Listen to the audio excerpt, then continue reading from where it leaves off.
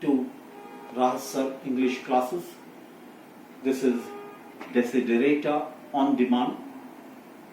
आप सोच रहे होंगे कि टेम्पेस्ट से उछल करके डेसिडरेटा पे क्यों आ गया, उसके पीछे की बात आपको बता दूं। मेरे एक बहुत अजीज दोस्त हैं, मेरे फ्रेंड हैं, बॉयज स्कूल में हम साथ पढ़ते थे। उनका नाम था नमीर अल हसन, अभी भी हैं। शंभुनाथ ग्रुप ऑफ इंस्टीट्यूशंस है, उसके अंदर he is a big shot. उनकी साहबजादी ने मुझसे रिक्वेस्ट किया कि डेसिडरेटा पढ़ा दो, इसलिए this is here. So this whole video is basically dedicated to my daughter and of course my friend and my brother Nameer Al Hassan of Allahabad. Now here it is. Starting off with Desiderata. Most of the time the children are unable to understand a poem simply because they don't know the background of the poem. मैंने पहले भी बताया, सबसे खूबसूरत section है, सबसे difficult section है। Reason यही है, हर पोएट के लिखने का अंदाज अलग होता है, हर पोएम का बैकग्राउंड अलग होता है। Desiderata is one of them. Let's start. Desiderata means actually क्या है, ये एक लैटिन वर्ड है विच मींस डिजायर्ड थिंग्स, यानी जिन चीजों की हम इच्छा करते हैं। याद रखिएगा, सिंगुलर वर्ड है डेसिडरेटम, उसका ये प्लूरल है डेसिडरेटा। दूसरी चीज, इस पोएम के अंदर कहीं भी पोएट ने इस वर्ड का इस्तेमाल नहीं किया है।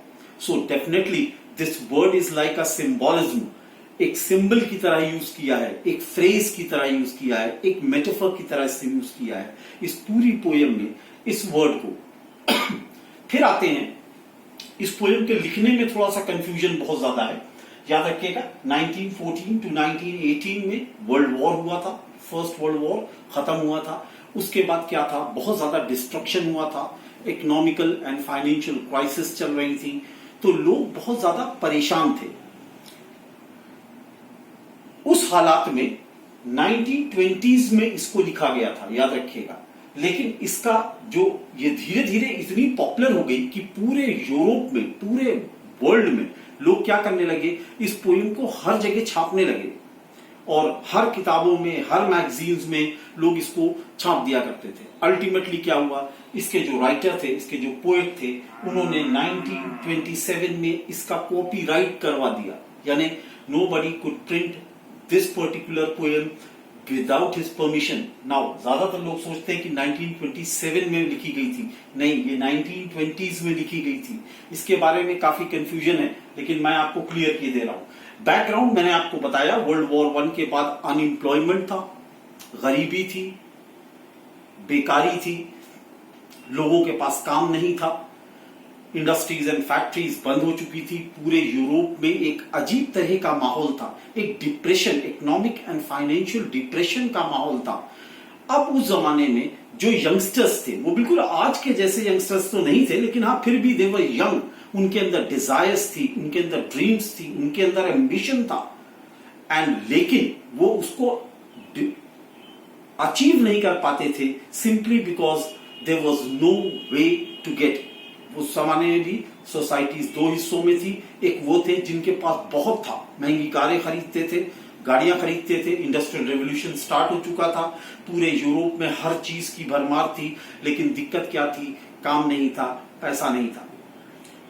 उस इच्छाओं को पूरा करने के लिए लोग क्या करते थे, they took to crimes, they took to petty crimes, क्योंकि सोशली, इकोनॉमिकली, फाइनेंशियली बिल्कुल ब्रोक थे वो, तो वो क्या करते थे, छोटे छोटे क्राइम करते थे, धोखा देते थे। Cheating was very very familiar in that part of during that time, specially in Europe. Now this is the background of Desiderata. याद रखिएगा, फाइनेंशियली, इकोनॉमिकली स्टेबल नहीं थे, खास करके youngsters.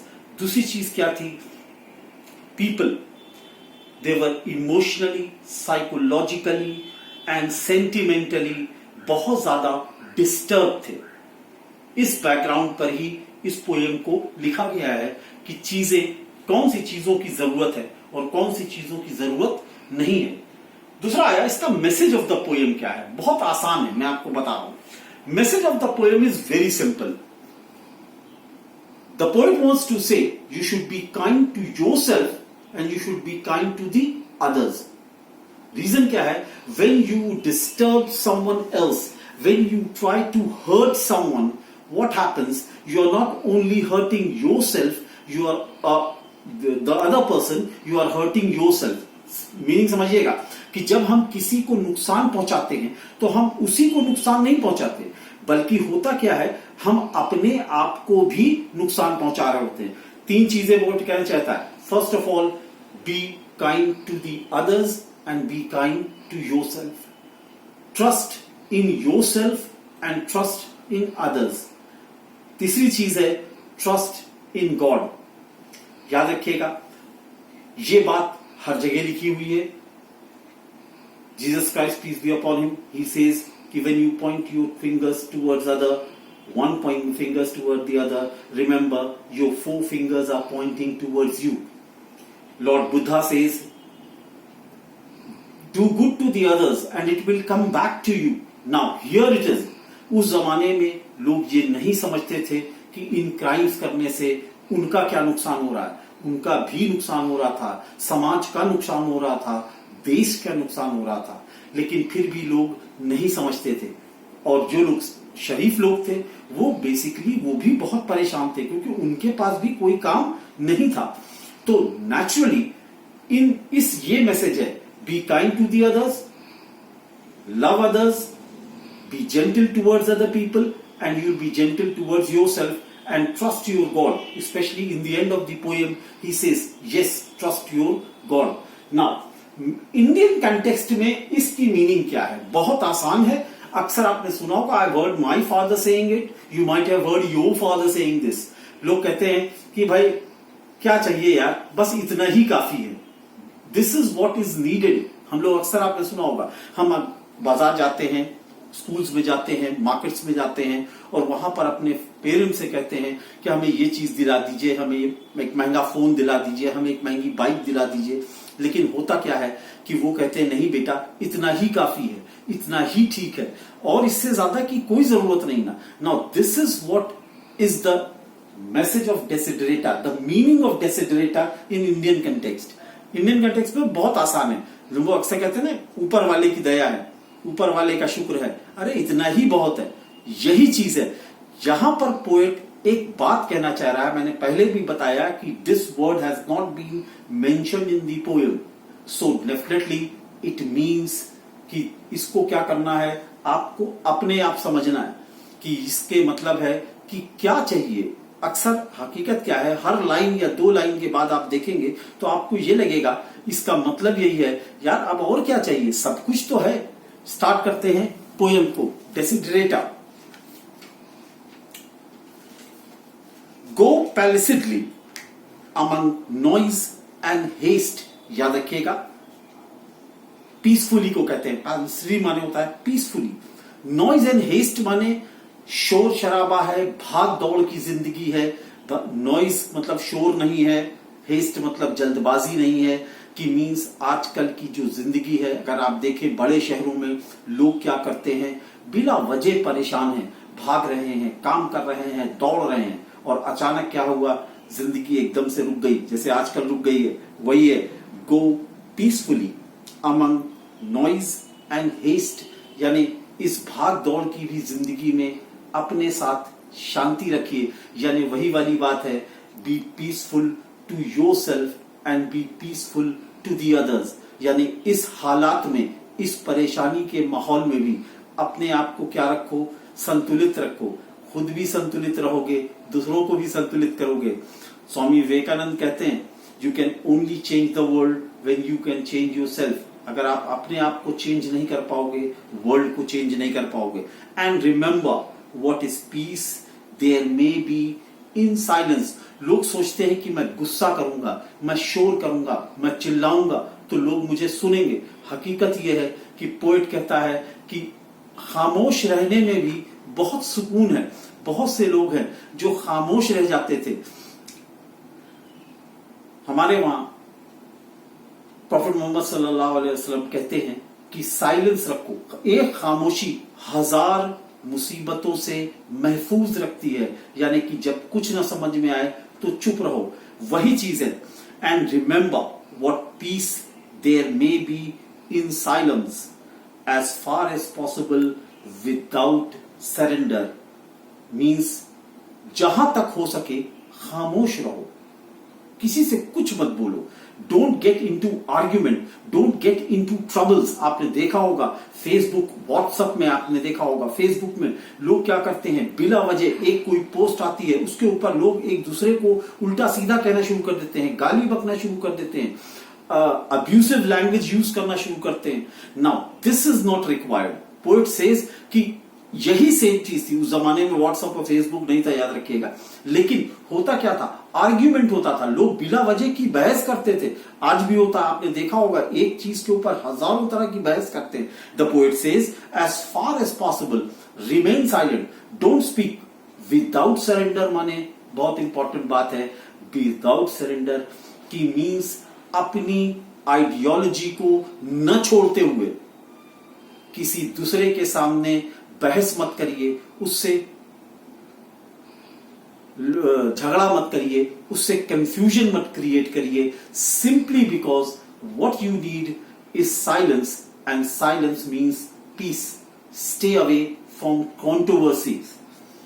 Without surrender means without surrendering your ideas. And what is the surrendering your idea? Is desiderata. It means whatever you desire is within you. You don't need it from the others. Be on good terms with all people. All people means होता है, all person है actually word. The word is all people. Person लिखा हुआ है book में, कि poet कहता है कि सबसे दोस्ती बना के रखिए।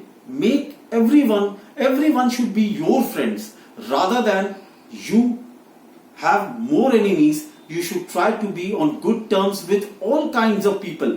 कुछ पढ़े, हमारी जिंदगी में ऐसा होता है कि कुछ पढ़े लिखे होते हैं, कुछ जाहिल होते हैं, कुछ एग्रेसिव होते हैं, कुछ पैसे वाले होते हैं, कुछ गरीब होते हैं।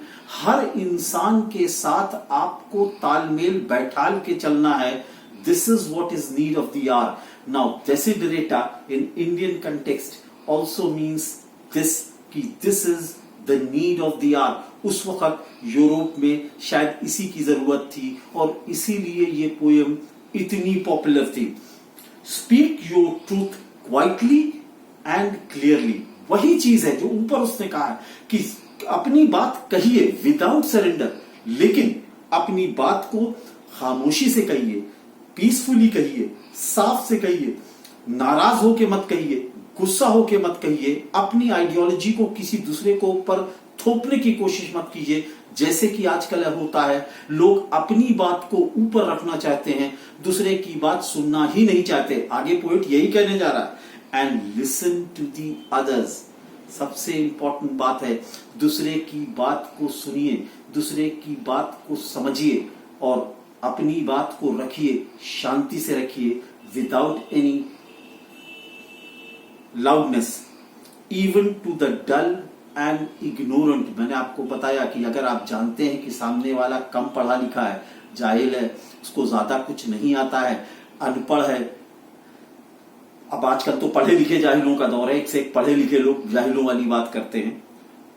दे टू हैव देयर स्टोरी, मतलब कि यानी कि पोएट कहता है कि हमें हर इंसान की बात को सुनना है, समझना है और एक हर इंसान के पास अपनी कहने के लिए एक कहानी होती है और हमारी जिम्मेदारी ये है कि हम सबकी बात को सुने, हम सबकी बात को समझें, हम सबकी बात को महसूस करें और यही जिंदगी का बेसिक मकसद है।